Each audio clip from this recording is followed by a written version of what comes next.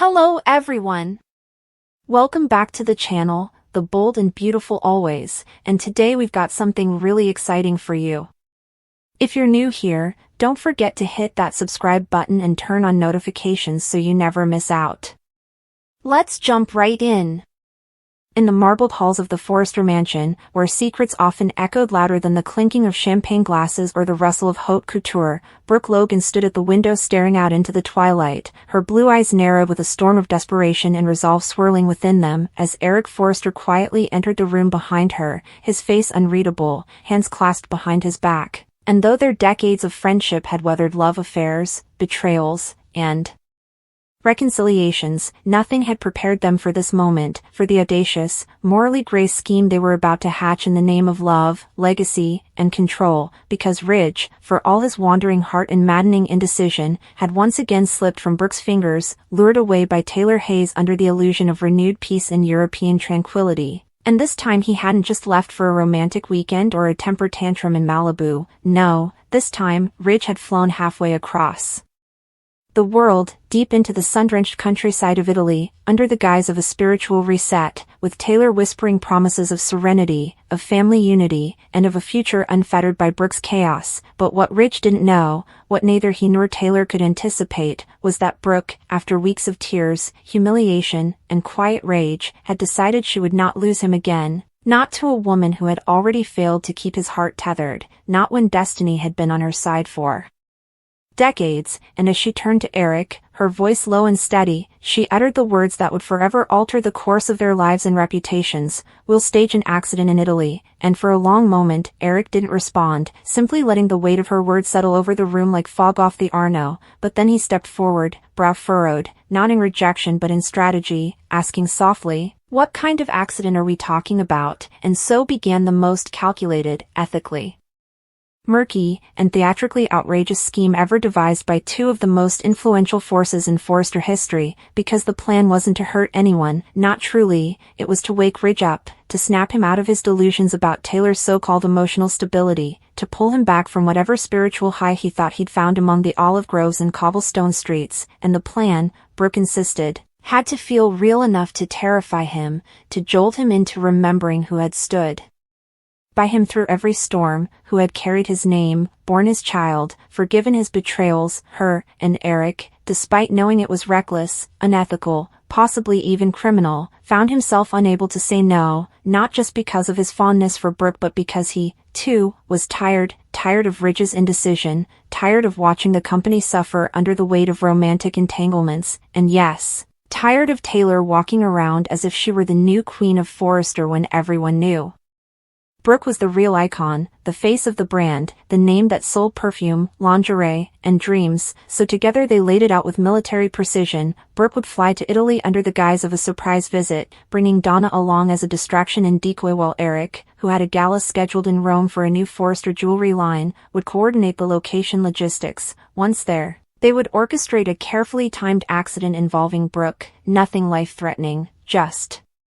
dramatic enough to require Ridge's immediate involvement, preferably something on a cliffside or a historic bridge, ideally where Taylor would either panic or misstep, further framing the narrative that she wasn't the grounding force Ridge needed, and the goal wasn't just sympathy, it was a visceral emotional reattachment, a reminder of Brooke's fragility, her unwavering love, and most of all, the drama Ridge secretly craved but pretended to hate, and so the details began to sharpen. Donna would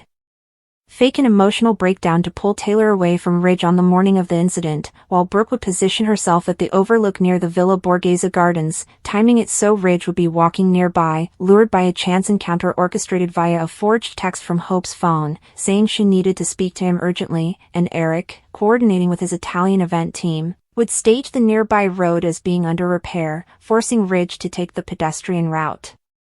directly past where Brooke would be, and at the perfect moment, when Ridge was close enough to hear but not yet intervene, Brooke would appear to faint, fall backward against the aged stone balustrade, and scream his name as she slipped, just enough to hang off the edge by one trembling hand, while a planted tourist, actually one of Eric's trusted security men, would leap to grab her at the last second, setting the scene for heroic intervention and maximum emotional upheaval. And if everything went According to plan, Ridge would catch her just in time, his heart pounding, adrenaline surging, and in those frantic moments of relief and fear, he would remember how many times she had almost been taken from him, remember that life with Brooke was dangerous, yes, but also vivid, passionate, irreplaceable, and when Taylor arrived seconds too late, fumbling with her sandals and crying uselessly, Ridge would see the truth. See that Taylor was calm until chaos erupted, but Brooke thrived in chaos because she was his chaos, his soulmate, and once Brooke was safely in his arms, eyes fluttering open, whispering Ridge, as if she'd just awoken from a near-death dream, he would break, kiss her, swear never to leave her again, and Taylor, devastated, outplayed, and emotionally dethroned, would return to LA alone, humiliated, forced to explain to Steffi and Thomas why her storybook Italian romance had crumbled on Roman stone, and in the aftermath, Brooke would play the humble survivor, saying she didn't want to manipulate Ridge, she just wanted him to know, and Eric would stand behind her, offering gentle fatherly support while shielding her from press inquiries, and for a time, it seemed foolproof, until Hope, suspicious of her mother's sudden disappearance, checked her phone's sent messages and noticed a conversation she never had with Ridge, setting off a secondary storm of suspicion that would later rope in Liam, Steffi, and even Finn, whose hospital connections allowed him to quietly investigate the accident report Brooke filed with local authorities, only to discover that no such incident had been recorded, and worse, that the man who saved Brooke was not an Italian citizen at all but a U.S. resident with known ties to Forrester security, and as the web unraveled, Ridge, initially thrilled by his renewed closeness with Brooke, began to sense something was off, something too perfectly timed, and as whispers grew louder in Taylor, refusing to go down quietly, hired a private investigator to confirm her suspicions, the entire scandal burst wide open, threatening not only Ridge and Brooke's future but Eric's reputation, the company's credibility, and the public image of the entire Forrester dynasty, and in a desperate attempt to spin the narrative, Brooke insisted she'd suffered from altitude-induced dizziness and had no idea the man who caught her was connected to Eric, while Eric claimed he only suggested she visit Italy for clarity, not to manipulate Ridge, but behind the scenes, the fallout was brutal. Steffi confronted her grandfather in fury, calling him a relic who had enabled decades of emotional terrorism, while Thomas, bizarrely amused by the sheer audacity of the plot, told Brooke he was impressed but warned that destiny wasn't a game. It was a fire, and she was about to be burned, and Ridge, caught in the middle once again, faced the unbearable truth that both women in his life would go to any lengths to possess him even at the cost of their dignity, and that maybe, just maybe, the problem wasn't Taylor or Brooke, but him, and in a shocking turn, Ridge left both women behind, disappearing into seclusion in the Tuscan hills, vowing not to return until he found peace with himself, while Eric, pressured by investors and the board, temporarily stepped down from Forrester Creations, citing health stress, and Brooke, now alone in her Beverly Hills home, sat in her silk robe staring at the same kind of window where this madness began, wondering if she had gone too far, if love justified manipulation, and if Ridge ever really belonged to her or if he had always just been a shared dream between two women who refused to wake up, and so the Italian accident, once a brilliant plan to steal Ridge back, became a defining scandal, a cautionary tale whispered at fashion parties and cocktail receptions for years to come. Forever remembered as the moment when love crossed the line, not with violence, but with strategy, when a fall that never happened changed everything. On the CBS soap Bold and the Beautiful, Grace Buckingham's phone calls to and from the person waiting for the $1 million made her appear suddenly scared. She transferred the money to another account after receiving it and then broke down. She was waiting to transfer the $1 million to whoever was on the other end of the phone. The money came from Bill Spencer, who paid Grace so her colleague could perform a so-called miracle. Grace Buckingham, on the other hand, was the only doctor who touched Liam Spencer. The miracle-working physician who provided the experimental surgical treatment did not appear to be well-versed in the procedure. He instead sat in the back while Grace carried out the procedure. Bold and the Beautiful, Grace Buckingham is no stranger to family crime. On Bold and Beautiful, Grace Buckingham is no stranger to the criminal gang. Dr., her former husband, for a terrible crime, Reese Buckingham was imprisoned. He delivered Hope Logan's baby alive but then switched her infant with a stillborn baby from another mother, telling Hope her baby was dead. Grace probably knew something about Reese's capabilities even though she wasn't married at the time. Then, Reese scammed Steffi Forrester, as she paid a fortune to adopt the baby. Steffi was unaware that this was Hope's child. Reese, on the other hand, claimed that the mother was unable to care for the child and abandoned the infant. Steffi even got to meet a fictitious mother from him. So, he conned Steffi out of a lot of money so she could adopt the child, and nobody knew it was the daughter of Hope and Liam Spencer. After Liam and Hope regained custody of their child, the rest is bold and the beautiful history. But does Grace have the willpower to defraud Liam of a cure for his terminal tumor? B&B, what's so terrifying about Grace? Grace Buckingham doesn't seem like the kind of criminal, even though she has an awful ex-husband. Maybe she isn't, even though this looks like a scam she's involved in. On Bold and the Beautiful, who knows if Grace is being manipulated by someone? Paris Buckingham and Zoe Buckingham are Grace's two grown daughters. When she was on the Bold and the Beautiful screen, Zoe was a little sneaky.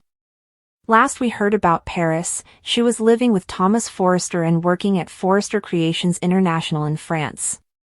So, in order to aid in the rescue of one of Grace's daughters, who may be in trouble, did she invent this $1 million con? Or maybe even Reese, no one would put it past him to lie and cheat his way into a scam like this by possibly telling Grace that he will die without this money, since no one would put it past him. So, is this why he's playing Grace? Grace appears to be suffering as a result of this con, no matter what is going on. Her response this week on Bold and the Beautiful suggests that she does not want to do this. The Beautiful and the Bold, good or bad? Did Grace Buckingham suddenly turn into a scam artist, like her ex-husband Reese? Probably not, as she looks like she's in despair after receiving the money from Bill. Then we learn she sent the entire $1 million to another party. So, it wasn't money she planned on keeping for herself. The previews for Bold and the Beautiful reveal that this week, her world crumbles around her. Finn's suspicions grow, and the same goes for Bridget Forrester. Both smell something fishy with Liam Spencer's miracle cure. Grace Buckingham bites off Bridget's head when she starts to ask questions about the procedure. Bill Spencer tried to talk to Finn about it, but he was too happy about Liam's rescue to understand where Finn was going with the conversation. And that is, none of what Grace is saying seems possible. There are a lot of fans who believe that Reese is back in the picture and forcing Grace to do something she didn't want to do, but no one can explain why this is the case. It would have to be pretty horrifying for Reese to go this far, unless she has something about Grace she wants kept quiet. So, the person who has the $1 million still hasn't been identified, and Grace Buckingham seems to be afraid of this person on the CBS soap this week. Grace Buckingham had always maintained a pristine veneer of professionalism, a woman of elegance, authority, and composure, especially in the elite world of the Bold and the Beautiful, where deception often draped itself in silk and whispered sweet nothings in Italian under moonlight. But this week, her mask cracked, and what lay beneath was fear, raw, naked, consuming fear, as she stood alone in her office, shaking hands, barely able to hold her phone, the screen still glowing with the last call. From an unknown number, a number she recognized all too well, one she had been dreading for weeks, the voice on the other end cold, patient, and terrifyingly precise, a voice that wasn't asking for the money but demanding it, and the tension in her body trembled like a wire pulled too tight, her mind racing with 1,000 what-ifs, because the transaction had gone through, $1 million, transferred into her account, funds that originated from none other than Bill Spencer, the mogul so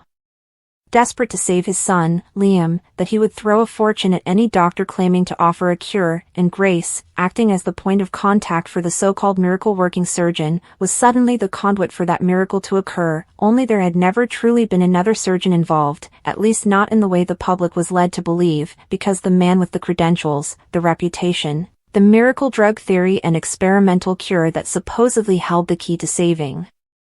Liam's life had remained eerily quiet, suspiciously uninvolved, and when the surgery came down to it, when the pressure was on and the operating room lights burned hot against the sterile silver, it had been Grace, only Grace, who performed the procedure, her hands moving with the precision of someone who knew what was at stake, not just a man's life but her own freedom, her family's reputation, and whatever threat was hanging over her from the unknown puppeteer yanking her strings from afar, and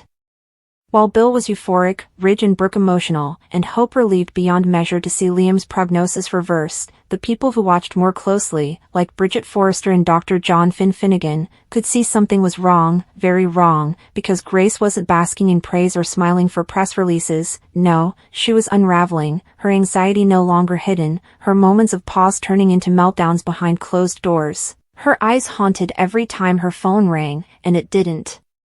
take long for Bridget to start asking questions, harmless at first, gentle inquiries about the treatment protocol, the documented research behind the cure, the surgeon's record, but Grace, normally so composed and academic, lashed out, snapping at Bridget with an uncharacteristic ferocity that caught everyone off guard, a defensive posture only the guilty adopt when truth inches too close, and Finn, sensing the tension and the inconsistencies, brought his concerns to Bill, only to find the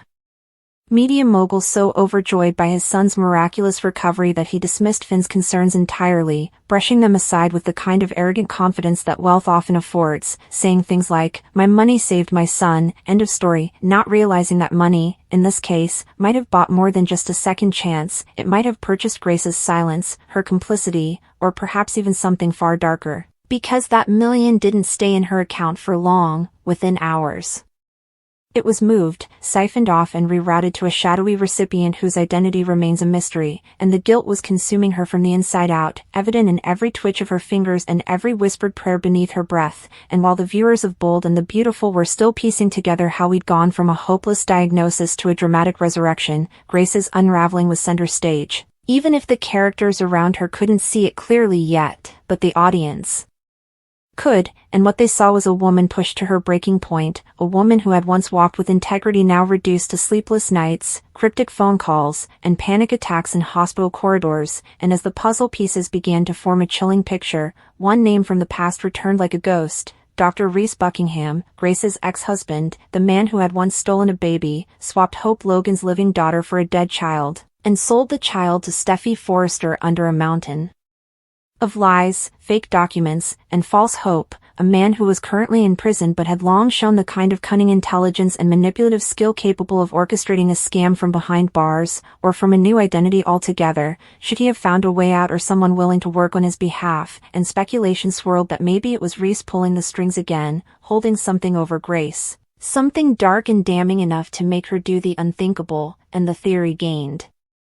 traction when fans remembered that Grace had always turned a blind eye to Reese's red flags, perhaps because part of her still loved him, or perhaps because there was something they both shared, something buried in their past that, if revealed, could destroy more than reputations, something that could send Grace to prison too, and so the idea that she was helping Reese, willingly or not, suddenly didn't seem so far-fetched, especially as flashbacks began to show Grace receiving mysterious envelopes, visiting an off-the-books clinic for what she claimed were consultations, and frantically checking burner phones, and when Zoe Buckingham and Paris Buckingham were brought up, her daughters whose lives had diverged into vastly different paths, fans began to wonder if one of them might be involved, or worse, in danger, and perhaps Grace was doing this to protect them. With Paris still working at Forrester Creations International in France and Zoe gone from the scene entirely unaccounted for and with a history of manipulation that could be resurrected at any time, and maybe, just maybe, Grace wasn't scamming for herself or even Reese, but for her daughters, or under threat that one of them would be harmed if she didn't comply, and that would explain the torment in her eyes every time she glanced at a family photo on her desk, a photo that now felt more like a shackle than a source of pride. And back in Los Angeles, as Finn watched Grace more closely and Bridget dug into the non-existent medical journals supposedly backing up the miracle cure, the cracks deepened, and Grace, under increasing pressure, began making mistakes, calling people twice, stammering when questioned, disappearing for hours without explanation, and when Bill finally noticed something was off, it was only because he overheard Grace whispering on the phone in a supply closet, saying things like "I did what you asked and please, I don't have anything else to give, and while she quickly composed herself and lied about what he'd heard, the seed of suspicion had been planted in Bill's mind, too, and then came the ultimate red flag. The doctor who had supposedly pioneered the surgical method used on Liam was untraceable, no last name, no credentials, no hospital history, and not even a photograph, and when Ridge and Brooke caught wind of this, the family finally began asking the hard questions, but Grace wouldn't, or couldn't, answer them, and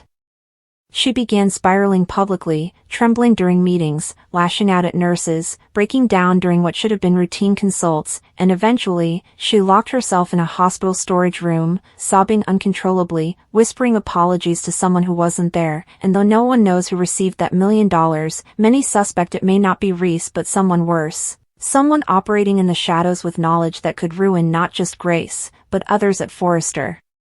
Perhaps even involving a cover-up, a fake diagnosis, or worse, a plan to ensure that Liam's initial death sentence was manufactured to extort money from Bill Spencer in the first place, meaning Liam's tumor might not have ever been fatal, or real, and that would be the biggest scam in Bold and Beautiful history, one that could destroy families, careers, and reputations forever. And as Finn started collecting data and reviewing Liam's records, he found gaps, inconsistencies, and test results that didn't align with Grace's diagnosis, and he brought these to Bridget, who immediately corroborated his concerns, and suddenly, the miracle wasn't a miracle at all.